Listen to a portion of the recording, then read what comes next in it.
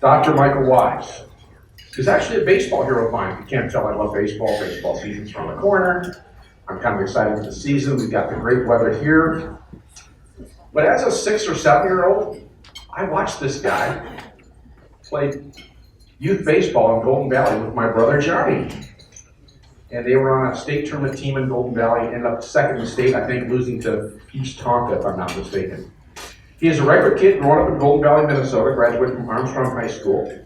He attended the University of Minnesota with the intention of playing baseball, but after an injury and then taking a general ed world religions class, something captured him.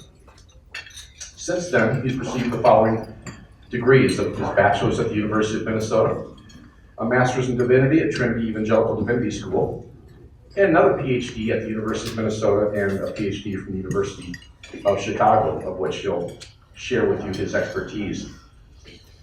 As a scholar in residence at the University of Northwestern in St. Paul, Dr. Wise's areas of focus is ancient Judaism as a background to the rise of Christianity.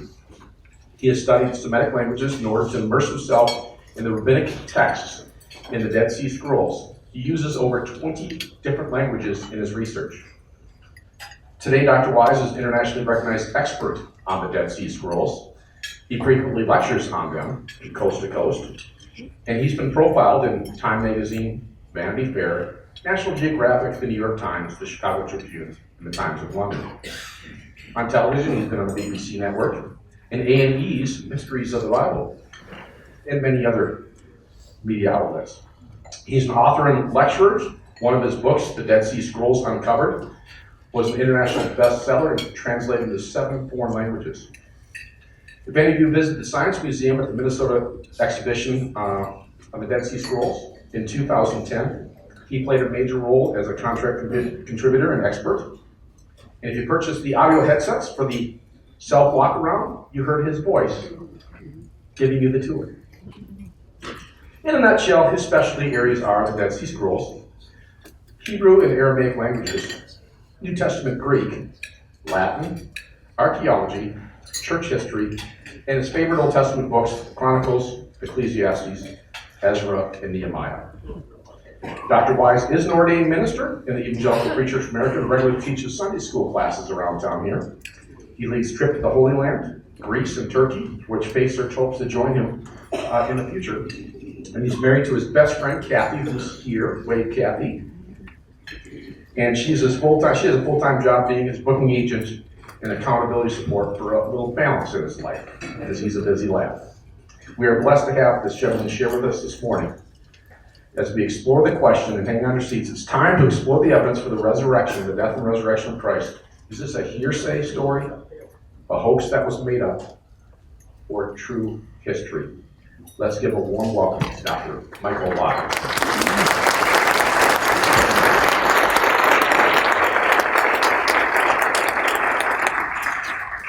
Thank you, Joe. Well, good morning, everybody. It's good to be here. Hope your breakfast is settling in. I am a Minnesotan, as you might have gathered from what Joe had to say. I grew up in Minnesota from the time I was 10. My dad had been in the Navy. We moved all around for a number of years. We settled down here. And so I grew up in this area, and it was here that I went to high school. I went to what was then just called Armstrong High School. Now it's Robbinsville Armstrong, I think. It's known by that.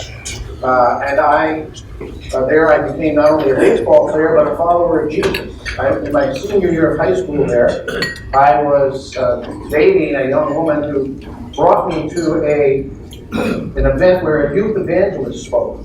His name was Bill McKee. I wonder if anybody here has ever heard of him. I see a couple of nods. And Bill was really, really good at talking the lingo of young people at the time, which is not, of course, the lingo of young people today. And when he was finished and gave an invitation, I was persuaded by what he had to say, and I went up, as they used to have us do when you make a commitment to follow Jesus. You went forward. And so I did that. And my life was different right away. I went to the University of Minnesota, as you heard from Joe, and I didn't know exactly where I would go, but I did feel the call, the tug to study more about the Bible, study more in particular about the world of the New Testament, the world of Jesus. And so when I finished my degree at the University of Minnesota, where I majored in Greek and in history, I went to seminary, as Joe has told you, at Trinity Evangelical Divinity School, a well-known seminary, one of the largest in the world, actually. I got an excellent training there. Standard degree there is the MDiv for the person. That's the standard degree that a senior pastor would have. I was still thinking at that time that might be what I would become. But while I was there, I was encouraged to pursue academics.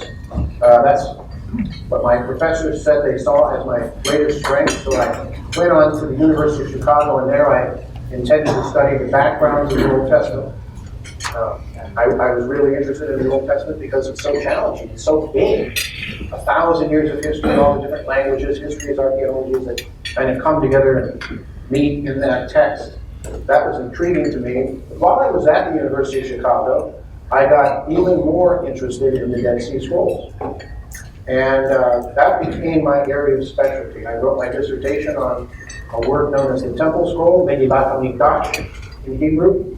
A very interesting text that talks about the temple that should have been built, but wasn't, in Jerusalem. And from there I went on to, as Joe told you, the University of Minnesota. I studied there in classics, Greek and Hebrew, rather Greek and Latin, languages and literature. All of that because I am convinced that the most important area of study that I at least could pursue was the world of Jesus, the background to the rise of Christianity, and the best way to see that was to study the Old Testament, to study the Jews and Judaism at the time of Jesus. So that's my area of specialty, and that's my pursuit even today. I write books, I give talks on these topics, and at the same time I do a lot of teaching in particular at Wooddale Church, but in other churches too from time to time. And so I'm here today to talk with you about what I think, and almost anybody you ask would say, is the center of Christianity, and that is the resurrection. Is the resurrection something that happened? Is it true? Because it is the belief of almost everyone who studies Christianity that if it is not true that the resurrection happened, then Christianity is also not true. What do you think?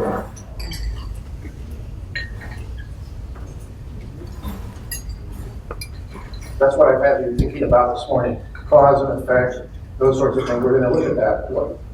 How can we think about this question of the resurrection? We might find it interesting, since we started talking about the Dead Sea Scrolls, that resurrection is actually mentioned in the Dead Sea Scrolls. We're looking at a text here that was written, we tell by the way the letters are formed. This is a Hebrew text, so it reads from right to left. This is a Dead Sea Scroll. It's known as 4Q 521 for anybody who wants the technical details. And it discusses resurrection. It talks about, it's written, remember, 80 BC, so 110 years before the public ministry of Jesus. This text is circulating among the Jews. And it says at the top, the very first line on the right, there's a little damage to it, as you can perhaps see. So we have to fill in, but we have the last half of the word, so we know what it says. Hashamayim ha'aretz yishma'u l'mshicho. The heavens and the earth will obey his Messiah. This is a text about what will happen when the Messiah comes. It's a very, very interesting text. We could spend our whole time talking about it today. It's apropos, but we have even more interesting things to talk about. So I want to focus on one line of it in particular, and that's this line. I don't know if you can see it very clearly in the light, but it is the line there that it is right in the middle. This is a greatly enlarged picture of that same manuscript at the bottom of the column. And on the left, you might be able to see there's a little damage, but we can read. Yarapeh kalamim umeitim yechaye yavaser ivrit. So what that says is he will heal the sick, he will make the dead alive, he will proclaim glad tidings to the poor. That is a text written way before the New Testament, way before the time of Jesus, describing what people thought would happen when the Messiah came. Notice the Messiah was going to make the dead live. Yekayeh mitim, make the dead alive. Pretty interesting, huh? That's the question. Can that even happen? Can the dead be made alive? That's the crux of our issue in a sense this morning. And did it happen? Did it ever happen? I'd like to talk with you about that. There's no doubt that it's absolutely essential. Paul himself thought so. He writes that in the New Testament. First chapter, the 15th chapter of 1 Corinthians is the central chapter talking about resurrection in the writings of Paul. Here's what he says, and it was what Joe referenced, but it's good to focus our eyes. If Christ has not been raised, then all our preaching is useless and your faith is useless. If you're a Christian in this room today, and Jesus is not raised, then you believe a lie, and nothing that you believe is actually going to happen. So, it's not like we can just say, well, maybe the resurrection didn't happen, but there's still an awful lot of good stuff, good Christianity, and, it's a good way to live. Well, maybe. It might be, it's certainly a wonderful moral system. Nobody can deny that. But there are other good moral systems as well, including Judaism. Judaism and Christianity are very close related in those regards. So why be a Christian? Well, because you believe the resurrection happened. Because if you don't believe the resurrection happened, it's pointless. At least that's what the apostle to the Gentiles thought. That's what he's saying. We apostles would all be lying about God. We've said that God raised Christ from the grave, but that can't be true if there is no resurrection. So if resurrection is not possible, then it's never happened, not even once. But if it's happened once, then it's possible that it could happen again. In fact, Christians believe that it will happen to each person who is a Christian. So I'd like to look with you today at some of the evidence for what was said to have happened at the time of Jesus. And our method today is going to be that of a secular historian. So how would a secular historian, and that's my training, how would a secular historian investigate this question? So we're going to look at some of the documentary evidence. We'll consider some other ways of thinking about it. But I'm going to take the text as historical evidence of the time, not as God-given truth, if you understand what I'm saying by that. We're just going to read the gospel texts as evidence of what people said and thought at the time, and we'll sift them as a secular historian who doesn't have any particular commitment to that truth, one way or the other, might do. That's the way I think we ought to approach this. So we're going to take the New Testament documents simply as sources of the Judaism of the time of Jesus for the purposes of our discussion. Just for the purposes of our discussion. And we start with Matthew 28. That's a good place to start. At that point, we have the first claim made for what happened at the time of the resurrection, countering the Christian claim. The Christian claim was fairly well known already. At the time of the gospel that we're going to look at, the Gospel of Matthew, there has been a period of 40 to 50 years since the event. So there's a long time between the writing of the Gospels and the things that they're describing.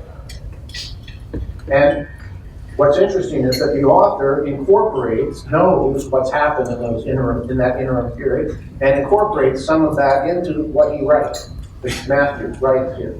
So the claim that was made by the people at the time who didn't believe that Jesus was raised from the dead was that the disciples had stolen the bodies. It was therefore a hoax. That's the first thing we want to think about. Was it a hoax? According to Matthew, this is the claim. 28th chapter of Matthew. Remember, this is written probably about 85, 90 AD. So many years later than 33 AD, the year in which the resurrection was said to have happened. Okay? So, we read, now while they were, remember this is what the author's writing as he's describing the events of the time. It says, now while they were going, behold, some of the guard came into the city, reported to the chief priests all the things that had happened.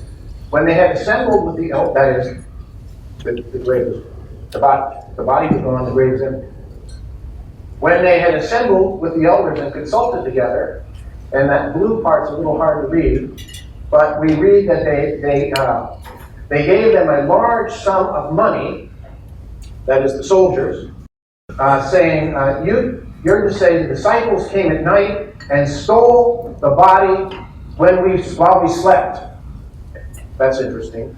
You know what happens when you sleep? But while we slept.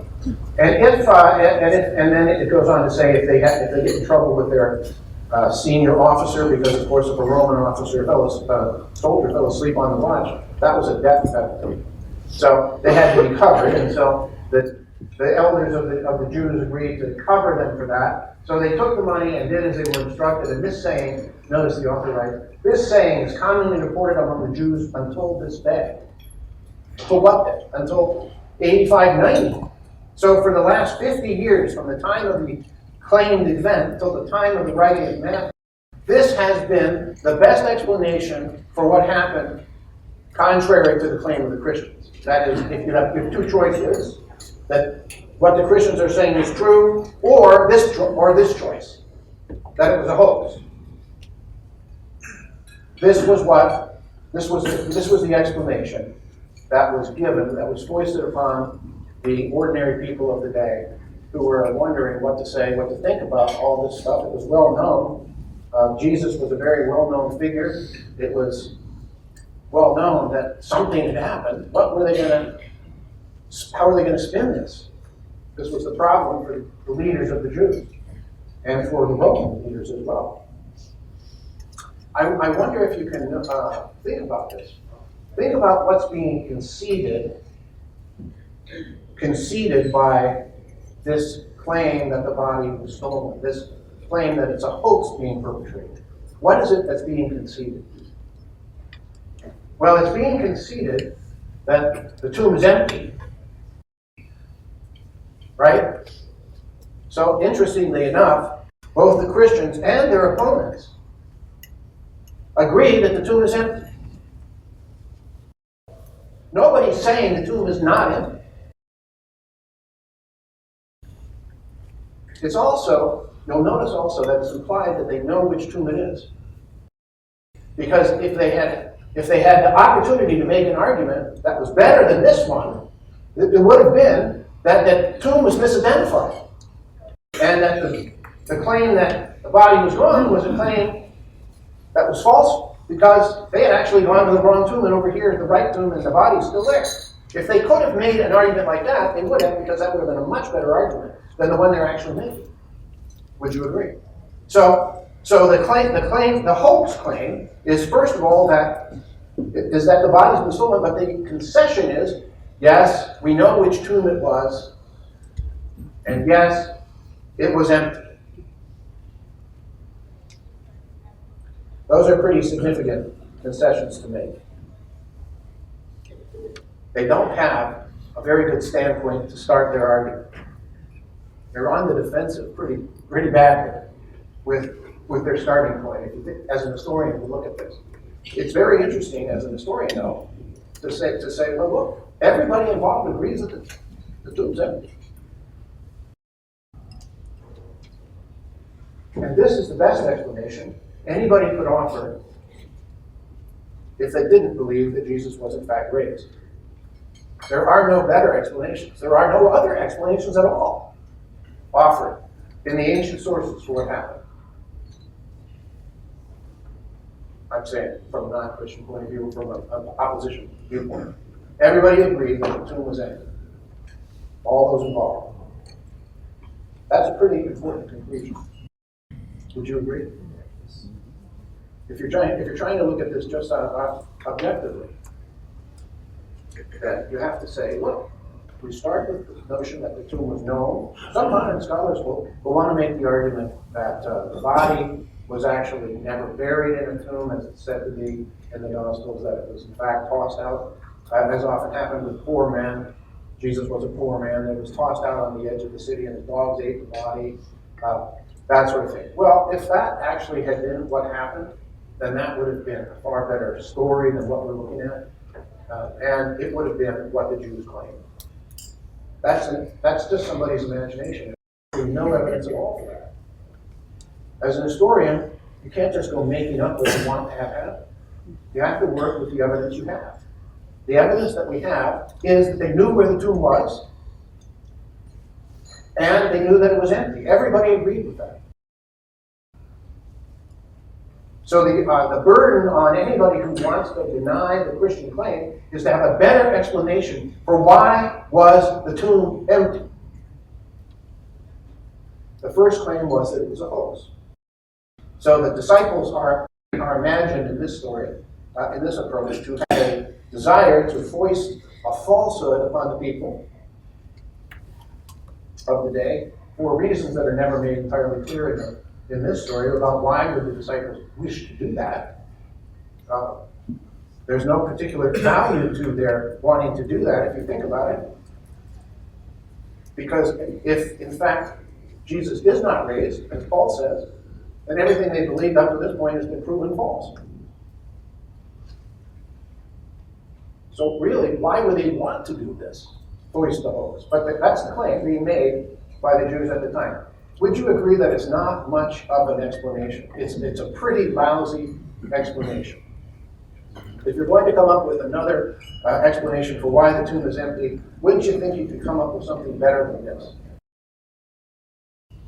But it's where they were forced to go. I mean, they just couldn't deal with anything else. They had to deal with the fact that the tomb was known.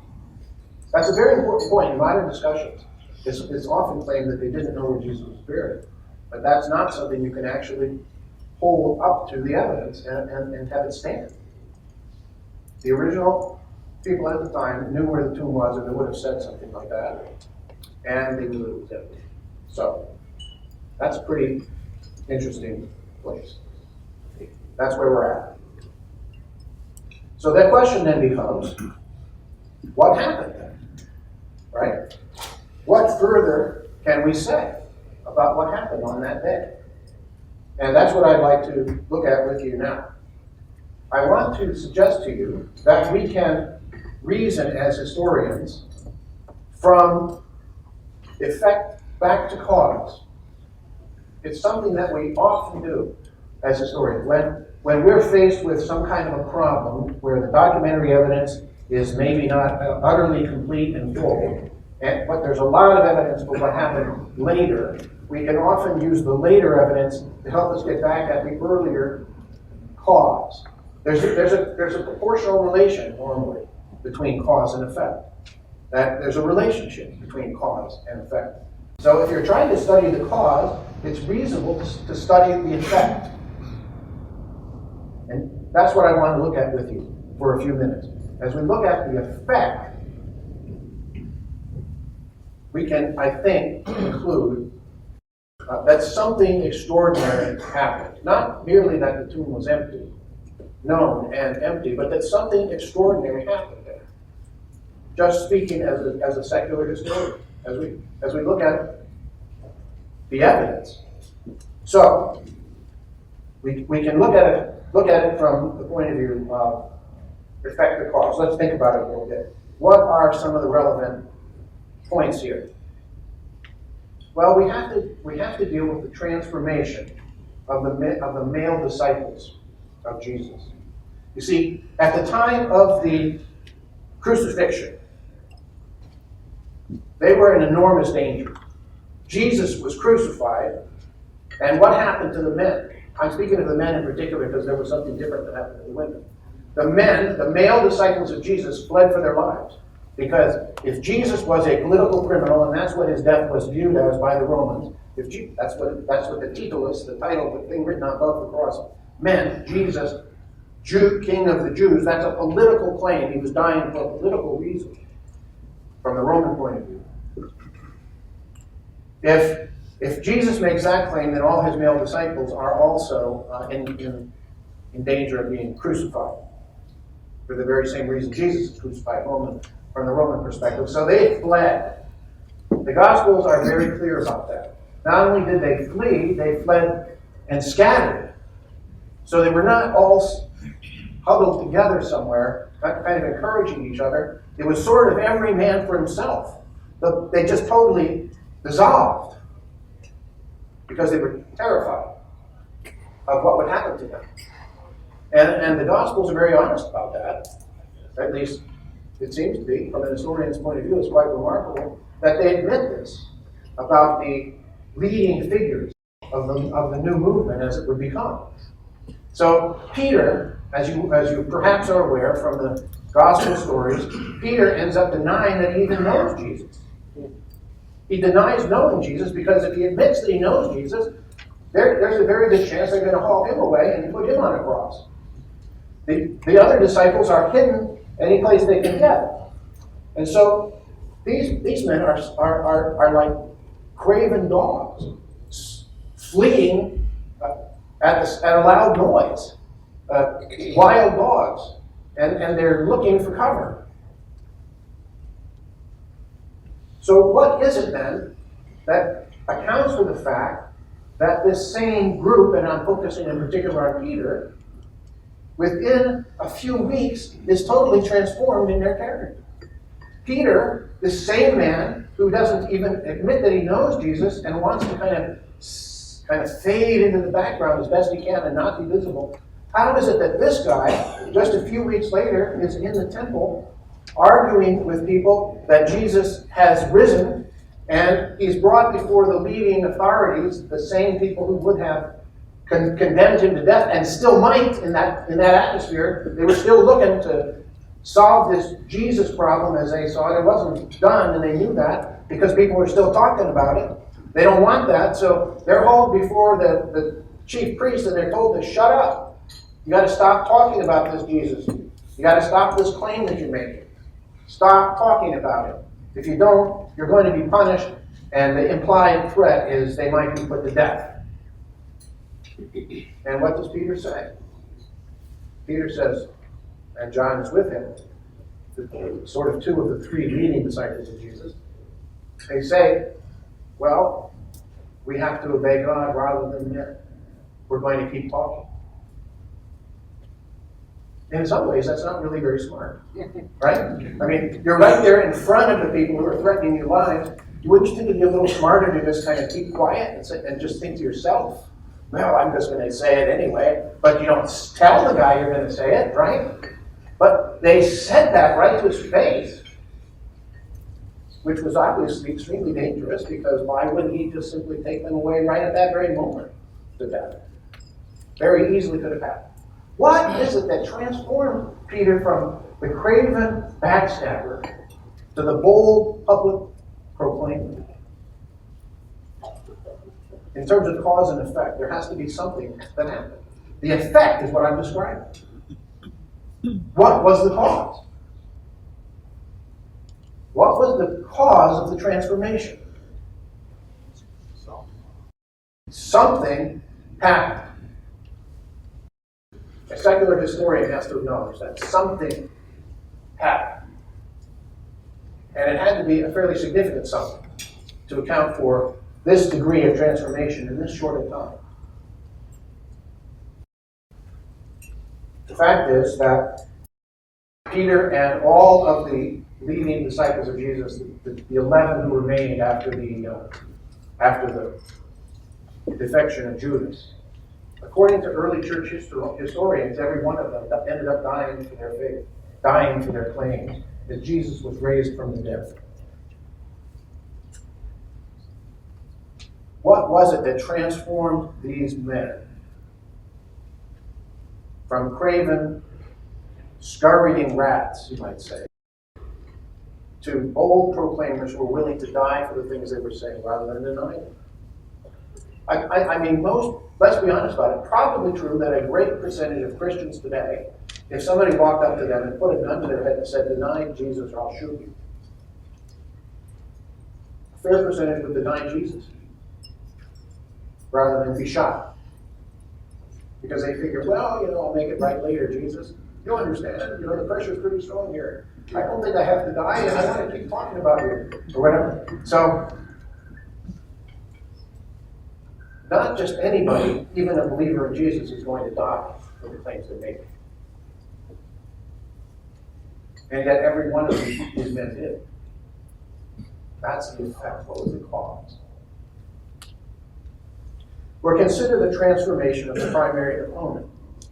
The primary opponent was, of course, Paul. Paul began, known later as the Apostle Paul, at the earlier time known as Saul, actually. He began as the primary persecutor of the Christian church. After, if you read the book of Acts, you get the details. After the first weeks and couple of months of the Christian movement kind of spreading in Jerusalem, it was having an enormous impact. The authorities, the Jewish authorities, the same ones who wanted to stifle the Jesus movement and had been responsible for Jesus's, partly from their side of it, for Jesus's crucifixion, these same people are trying to stifle the movement and get it to shut up.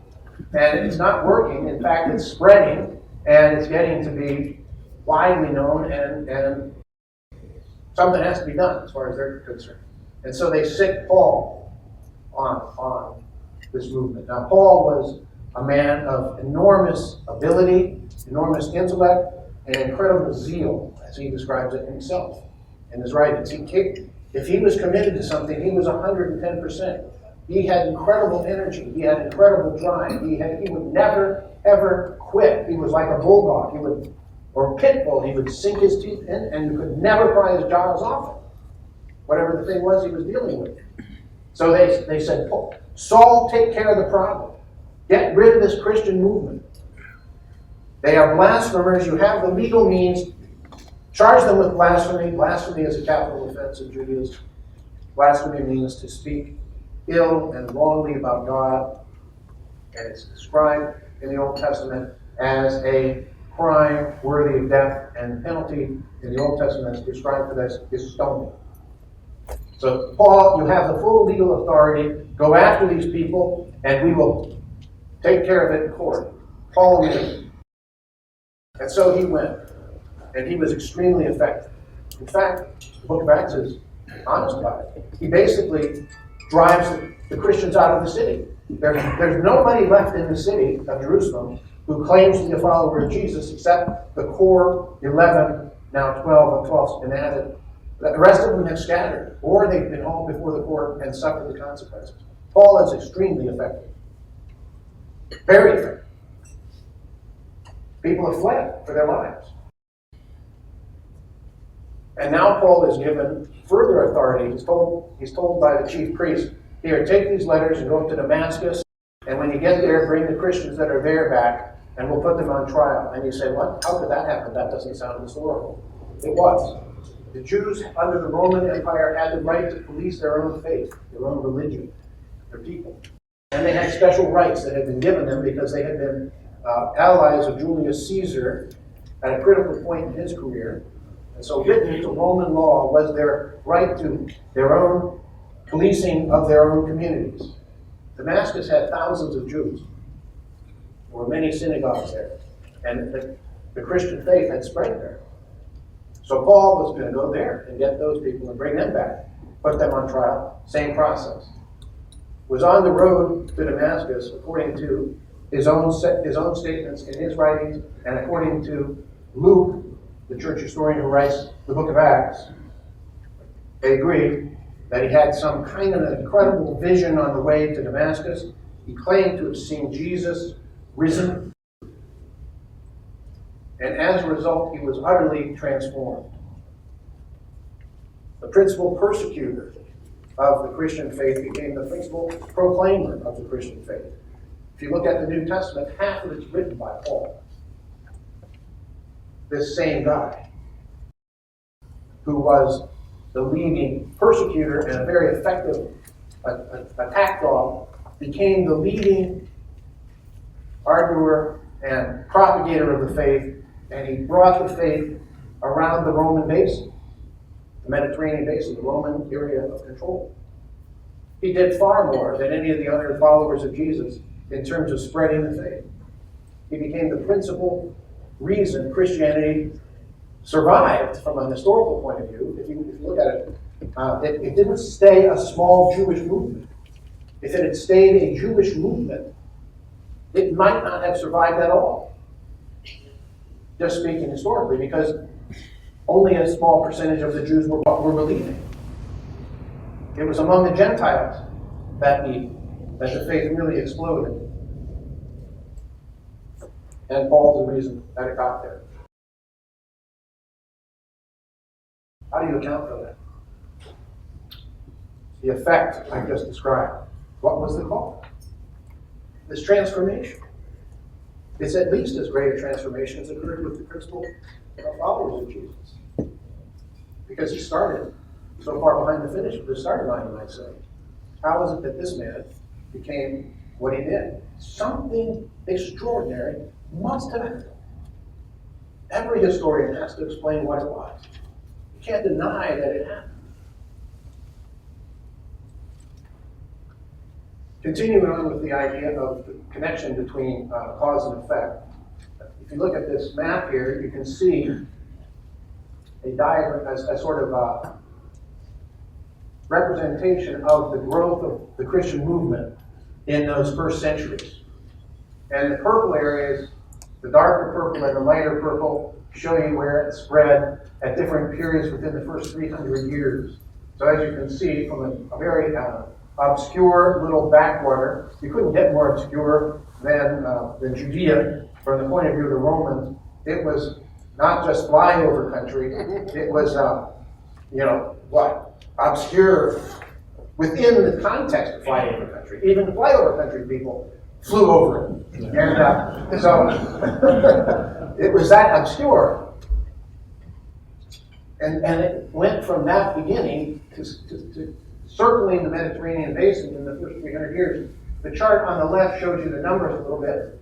So we estimate there might have been 5,000, maybe 7,500 believers in Jesus in the whole world in the year 100. That's in the whole world. By the time you get to AD 300, which is only 200 more years, you have more than 30 million believers. From 5,000, maybe 7,500, to 30 million in 200 years. That's an enormously rapid pace of growth if you just calculate out the math.